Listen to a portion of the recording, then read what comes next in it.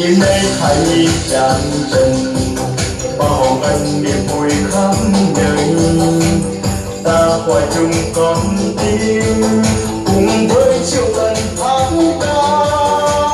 Đêm nay niềm vui đến với muôn nhà, tình yêu và sự thì nói về đây giúp ta an hòa, ta ơn danh cha bao la. Nói sẽ trẻ ra khơi đến với mơ vui đến với muôn người. Nào ta cùng nhau về bên hai nhi Giêsu. Kinh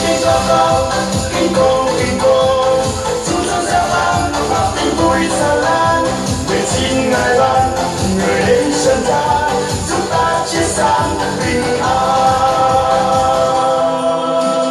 Na na na na na na na na.